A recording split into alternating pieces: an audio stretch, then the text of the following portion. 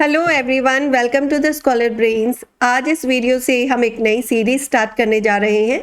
पहले हम पूरा चैप्टर कंप्लीट करने के बाद एक वीडियो अपलोड करते थे, वो तो करेंगे कि कंप्लीट चैप्टर एक्सप्लेनेशन आपको मिलेगा। उसके साथ साथ डेली बेसिस पर हम चैप्टर्स को कवर करना शुरू करेंगे, जिसमें हम पार्ट्स में चैप्टर्स को कवर करेंगे। तो डेली बेसिस पर आप थोड़ा थोड़ा टाइम कंट्रीब्यूट करके अपने कोर्स को कंप्लीट कर सकते हैं। ओके, ये वीडियोस आपको ऑलमोस्ट, मेरी कोशिश रहेगी कि डेली बेसिस पर मिले। ओके, तो चलिए आज हम शुरू करते हैं फाइनेंशियल अकाउंटिंग के ब्लॉक 2 के यूनिट 6 से, जिसका टॉपिक है सब्सिडरी बुक्स। इस पार्ट में हम कवर करेंगे need for sub division of journal, subsidiary books, advantages of subsidiary books and cash book. तो ये वो टॉपिक्स हैं जो इस वीडियो में कवर होंगे। तो चलिए हम शुरू करते हैं need for sub division of journal से। हमने अभी तक पढ़ा है कि जितने भी बिजनेस ट्रांजैक्शंस होते हैं उन्हें सबसे पहले जर्नल में रिकॉर्ड किया जाता है, जिसे हम बोलते हैं बुक ऑफ प्राइम एंट्री। उसके बाद जो सिमिलर नेचर की ट्रांजैक्शंस होती हैं उन्हें जर्नल में से लेजर में पोस्ट किया जाता है। तो ये जो सिस्टम है सबसे पहले जर्नल में एंट्रीज करने का, ये स्मॉल ऑर्गेनाइजेशंस के लिए तो वर्क करता है, क्योंकि वहाँ पर नंबर ऑफ ट्रांजैक्शंस क्या होती हैं, स्मॉल होती हैं। लेकिन अगर नंबर ऑफ ट्रांजैक्शंस लार्ज होती हैं तो ये प्रैक्टिकली इम्पॉसिबल हो जाता है कि जितनी भी ट्रांजैक्शंस हैं उन्हें हम एक ही जर्नल में रिकॉर्ड करें, बिकॉज जर्नल कोई एक ही पर्सन हैंडल करता है, तो उसके लिए वर्क बहुत हैवी हो जाता है। और ये भी हो सकता है कि ट्रांजैक्शंस प्रॉम्प्टली रिकॉर्ड ही ना हो पाए, मीन्स उन्हें टाइमली रिकॉर्ड नहीं कर पा रहे हैं। ओके, और इससे जर्नल बहुत बल्की हो जाता है। इतनी सारी ट्रांजैक्शंस को लेजर में पोस्ट करना फिर बहुत डिफ़िकल्ट होता है। तो इन सब डिफ़िकल्टीज़ को देखते हुए जर्नल को सब डिवाइड किया गया है स्पेशल जर्नल्स में, जिनको बोलते हैं हम सब्सिडरी बुक्स।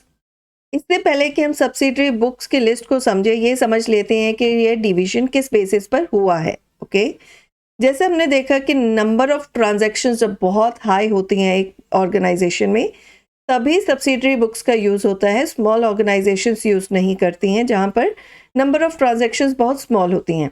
ओके, जब नंबर ऑफ ट्रांजैक्शंस बहुत लार्ज हैं तो ऐसी कौन सी ट्रांजैक्शंस हैं जिन्हें सब्सिडरी बुक्स में सेपरेट किया गया है? ऐसी ट्रांजैक्शंस जो बहुत ज़्यादा भी होती हैं और बहुत रिपीटेटिव है नेचर में और सेम नेचर की भी हैं। फॉर एग्जांपल, कैश रिसिप्ट हैं, कैश पेमेंट्स हैं, क्रेडिट पर सेल हो रही है, क्रेडिट पर परचेज हो रहा है, और ये ट्रांजैक्शंस बहुत ज़्यादा वॉल्यूम में होती हैं। ओके, तब क्या किया गया, इन कैटेगरीज को एक पर्टिकुलर नाम दे दिया गया और उसको डाला गया सब्सिडरी बुक्स के अंडर, कि जर्नल की जगह, क्योंकि एवरीडे इनकी नंबर ऑफ ट्रांजैक्शंस बहुत ज़्यादा हैं, तो इन्हें आप एक कैटेगरी दे दीजिए और इसे एक सब जर्नल बना देते हैं, जिन्हें हम कहते हैं सब्सिडरी बुक्स, और उसमें हम इनको रिकॉर्ड करते रहेंगे। जर्नल में हमें रिकॉर्ड करने की ज़रूरत नहीं पड़ेगी। ओके, तो किस बेसिस पर डिवीजन हुआ है? डिवीजन हुआ है ऐसी ट्रांजैक्शंस जो सेम नेचर की हैं एंड रिपीटेटिव है नेचर में, उन्हें सब्सिडरी बुक्स में क्लासिफाई किया गया है और सब्सिडरी बुक्स को उसी के अकॉर्डिंग बनाया गया है। ओके, तो सब्सिडरी बुक्स क्या है? ये वो बुक्स ऑफ अकाउंट है जिनमें हम ऐसी ट्रांजैक्शंस रिकॉर्ड करते हैं जो नेचर में सिमिलर होती हैं और इन्हें एक ऑर्डरली मैनर में रिकॉर्ड किया जाता है। ओके, तो लिस्ट देखते हैं सब्सिडरी बुक्स की। सबसे पहली है कैश बुक। कैश बुक में जितनी भी कैश रिसिप्ट्स या कैश पेमेंट्स होती हैं, including cash purchases, even cash cell of goods, ये सभी कैश बुक में रिकॉर्ड होती हैं। Second is purchases journal. जितने भी परचेजेस क्रेडिट पर होंगे, only credit, cash purchases cash book में रिकॉर्ड होंगे, क्रेडिट परचेजेस हम परचेजेस जर्नल में रिकॉर्ड करेंगे। Okay, next is purchases returns journal. मान लीजिए बिजनेस ने सप्लायर से गुड्स खरीदे, अब उसमें से कुछ गुड्स उसने रिटर्न किए हैं, तो जितने भी गुड्स रिटर्न होते हैं सप्लायर्स को, उसको रिकॉर्ड करते हैं परचेजेस रिटर्न्स जर्नल में। फोर्थ आता है सेल्स जर्नल। सेल्स जर्नल में भी वही एंट्रीज रिकॉर्ड करेंगे जिसमें सेल क्रेडिट पर हुई है। कैश सेल सेल्स जर्नल में रिकॉर्ड नहीं होगी। कैश सेल को हम कैश बुक में ही रिकॉर्ड करेंगे, सिर्फ क्रेडिट सेल्स को हम सेल्स जर्नल में लिखेंगे। ओके, तो परचेजेस जर्नल और सेल्स जर्नल में सिर्फ credit purchases and credit sales आता है। Alright, next is sales returns journal. Customer ने गुड्स खरीदे, अब कस्टमर ने कुछ गुड्स रिटर्न कर दिए और जो रिटर्न गुड्स आए हैं उसको हम लिखते हैं सेल्स रिटर्न्स जर्नल में। Okay, next is bills receivable journal. जब हम डेप्टर को सामान क्रेडिट पर बेचते हैं, बिजनेस ने सेल की क्रेडिट पर, अब डेप्टर ने पेमेंट करनी है, जब उसे बिल मिलता है वो उस बिल को रिसीव करता है, एक्सेप्ट करता है, तो जो बिल ऑफ एक्सचेंज या प्रॉमिसरी नोट बिजनेस रिसीव करता है उन्हें हम एंटर करते हैं बिल्स रिसीवेबल जर्नल में। Next is bills payable journal. इसमें वो सभी ट्रांजैक्शंस को हम रिकॉर्ड करते हैं कि बिजनेस ने मान लीजिए क्रेडिट पर सामान खरीदा, परचेज किया, अब क्रेडिटर को आपको पेमेंट करनी है, अभी तो नहीं करनी, ड्यू डेट पर करेंगे, लेकिन जो बिल आता है आप उसे एक्सेप्ट करते हैं, रिसीव करते हैं। तो जो भी बिल्स ऑफ एक्सचेंज होते हैं या प्रॉमिसरी नोट्स होते हैं जिन्हें बिजनेस एक्सेप्ट करता है क्रेडिट के अगेंस्ट में, वो सभी रिकॉर्ड किए जाते हैं बिल्स पेएबल जर्नल में। Okay, next is journal proper. बहुत सारी ट्रांजैक्शंस ऐसी हैं जो फ्रीक्वेंटली नहीं होती हैं, राइट, उनको किसी स्पेशल जर्नल में भी नहीं डाला जा सकता, तो वो सभी एंट्रीज हम जर्नल में करते हैं, जिसे अब हम बोलते हैं जर्नल प्रॉपर। ओके, तो जितने भी फाइनेंशियल ट्रांजैक्शंस हैं जिन्हें किसी भी स्पेशल जर्नल्स में मेंटेन नहीं किया जा सकता, उन्हें हम जर्नल प्रॉपर में रिकॉर्ड करेंगे। फॉर एग्जांपल हमारी ओपनिंग एंट्रीज हैं, क्लोजिंग एंट्रीज हैं, हमने कोई एडजस्टमेंट की है, एडजस्टमेंट एंट्रीज हो गई, कोई एरर हुआ था उसको रेक्टिफाई करना है, रेक्टिफिकेशन एंट्रीज हो गई। ओके, हमने एसेट्स परचेज किए हैं क्रेडिट पर, वो सभी एंट्रीज हो गई। तो ये सब हम किस में एंटर करते हैं? जर्नल में, which is now called journal proper. Next is advantages of subsidiary books. अब इनके फायदे क्या हैं?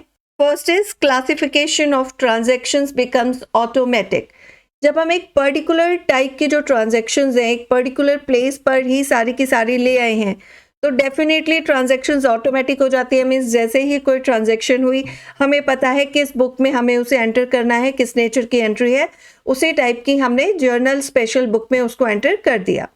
फॉर एग्जाम्पल, अगर क्रेडिट का परचेज हुआ है, बिजनेस ने गुड्स परचेज किए हैं क्रेडिट पर, तो परचेजेस बुक में पर्सन नोज कि वहाँ पे उसको रिकॉर्ड करना है और वो उसमें एंट्री कर देगा, right. Second is reference becomes easy. अब अगर एक ही जर्नल में हम सारी एंट्रीज कर रहे हैं जहाँ पर नंबर ऑफ ट्रांजैक्शंस बहुत हैवी हैं, तो किसी भी एंट्री को रेफर करना बहुत ज़्यादा टाइम कंज्यूमिंग हो जाता है। लेकिन अगर हम अलग अलग सब्सिडियरी बुक्स मेंटेन कर रहे हैं, तो किसी भी पास्ट ट्रांजैक्शन को अगर हमें रेफर करना है तो हमें पता है किस नेचर की है, किस बुक में मिलेगी, वहां जाकर हम उसे ट्रेस कर सकते हैं, right. Third is facilitates division of work. अलग अलग तरह की सब्सिडियरी बुक्स हैं, तो जो जो इंसान जिस टाइप के वर्क में इन्वॉल्व है उसी पर्सन को हम रिस्पॉन्सिबिलिटी दे सकते हैं उस बुक को मेंटेन करने के लिए। इससे क्या होगा? ट्रांजैक्शंस प्रॉम्प्टली रिकॉर्ड होंगी, टाइमली रिकॉर्ड होंगी और टाइम भी सेव होगा, right. Next is more particulars. एक ही जगह पे सभी ट्रांजैक्शंस रिकॉर्ड होने की बजाय अलग अलग बुक्स में हो रही हैं, जो एक ही नेचर की ट्रांजैक्शंस एक पर्टिकुलर बुक में हो रही हैं, तो उससे क्या होगा कि हम एक पर्टिकुलर ट्रांजैक्शन से रिलेटेड जब हम डिटेल्स देखने जाते हैं, इवन अगर हम रेफर भी कर रहे हैं, तो हमें उसके जो भी पर्टिकुलर्स चाहिए उस पर्टिकुलर ट्रांजैक्शन के, वो हमें ज़्यादा क्लैरिटी देंगे, राइट। बिकॉज मान लीजिए हमने क्रेडिट पर कहाँ कहाँ से हमने सामान खरीदा है, जर्नल में हर रोज़ का देखने के अलावा कि बहुत सारी एंट्रीज है, कहाँ कहाँ किस डेट पर है, हमें कंप्लीट रेफरेंस नहीं मिलेगा, लेकिन यहाँ पर हमें पर्टिकुलर डिटेल्स मिल जाएंगी। ओके, क्रेडिट पर हमने यहाँ से लिया है, हमारा टोटल क्या बन रहा है, क्रेडिट का बैलेंस या डेबिट का बैलेंस, किसी भी पर्टिकुलर अकाउंट से related. Okay, next is responsibility can be fixed.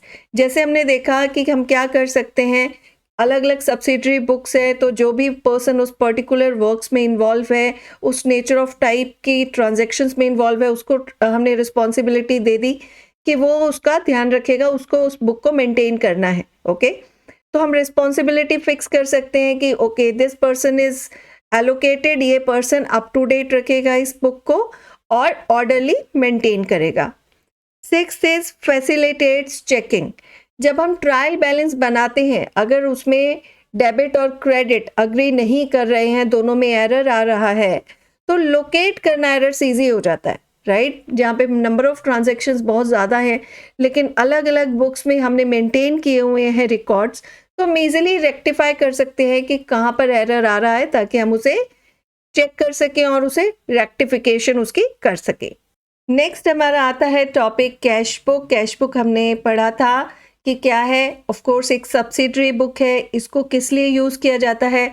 इसमें वो सभी ट्रांजैक्शंस रिकॉर्ड की जाती हैं जो कैश से रिलेटेड हैं, चाहे कैश के रिसिप्ट्स हो, चाहे कैश पेमेंट्स हो, बिजनेस ने कैश में परचेजिंग की है, बिजनेस में कैश में सेल्स की हैं, तो सब किस में आएगा? कैश बुक में आएगा। तो कैश बुक एक तरह का डुअल रोल भी प्ले करता है, क्योंकि एक तो ये बुक ऑफ प्राइम एंट्री बन गया, क्योंकि हम बुक ऑफ प्राइम एंट्री किसे कहते हैं? जिसमें सबसे पहली बार ट्रांजैक्शन रिकॉर्ड होती है। तो हम अभी तक क्या पढ़ते आ रहे हैं कि journal book of prime entry है, क्योंकि सबसे पहली बार उसी में जो भी ट्रांजैक्शन होती है वो रिकॉर्ड होती हैं। लेकिन जहां नंबर ऑफ ट्रांजैक्शन ज़्यादा होती है वहां पे सब्सिडरी बुक्स बना दी, जो क्या है? सबसेट्स हैं, उसी का डिवीजन है जर्नल का, जिसमें एक कैश बुक है। तो कैश बुक में बुक ऑफ प्राइम एंट्रीज है उन ट्रांजैक्शंस के लिए जो कैश रिलेटेड है। ओके, और ये कैश अकाउंट का पर्पस भी सर्व करती है। कैश बुक अगर हमने बनाई है तो लेजर में हमें अलग से कैश अकाउंट बनाने की ज़रूरत नहीं पड़ती है। इसका फॉर्मेट लेजर अकाउंट जैसा ही होता है। जैसे लेजर में हम कैश अकाउंट बनाते हैं, वैसे ही उसी फॉर्म में हम इसका भी फॉर्मेट डिज़ाइन किया गया है। जितनी भी कैश रिसिप्ट्स होंगी वो डेबिट साइड में रिकॉर्ड होंगी, और जितनी भी पेमेंट्स होंगी वो क्रेडिट साइड में रिकॉर्ड होंगी। और जैसे हम लेजर को बैलेंस करते हैं वैसे ही कैश बुक को भी बैलेंस किया जाता है, लेकिन इसे डेली बैलेंस किया जाता है। और जैसे हमने पढ़ा कि जब कैश बुक को मेंटेन किया जाता है तो लेजर में हमें अलग से कैश अकाउंट को मेंटेन करने की ज़रूरत नहीं होती है। Okay, cash books 3 different types की होती हैं, तो इसको 3 डिफरेंट कैटेगरीज में क्लासिफाई किया गया है। फर्स्ट इज सिंपल और single column cash book, second is 2 और double column cash book, third is 3 और triple column cash book. Cash book के इन तीनों टाइप्स को हम नेक्स्ट वीडियो में कवर करेंगे। ओके, तो चलिए मिलते हैं नेक्स्ट वीडियो में। और गाइस, अगर आपको हमारे एफर्ट्स पसंद आ रहे हैं तो चैनल को सब्सक्राइब करना मत भूलिएगा, लाइक कीजिएगा और प्लीज़ शेयर ज़रूर कीजिएगा दूसरे स्टूडेंट्स के साथ, ताकि ज़्यादा से ज़्यादा स्टूडेंट्स तक हमारे एफर्ट्स पहुंच सकें। बेल आइकन पर क्लिक करना मत भूलिएगा, क्योंकि बहुत सारे डेली बेसिस पर अब आपको अपडेट्स मिलने वाले हैं चैप्टर से रिगार्डिंग, एक्सप्लेनेशंस, इवन आपके क्वेश्चन पेपर्स। तो प्लीज़ बेल आइकन पर क्लिक करना मत भूलिएगा। और कोई भी फीडबैक और क्वेश्चंस हैं, यू आर मोस्ट वेलकम। आप कमेंट सेक्शन में मेंशन कर सकते हैं, आप मुझे ईमेल भी कर सकते हैं। contact@thescholarbrains.com is my email address. Okay guys, तो चलिए मिलते हैं नेक्स्ट वीडियो में। तब तक के लिए take care guys, bye bye.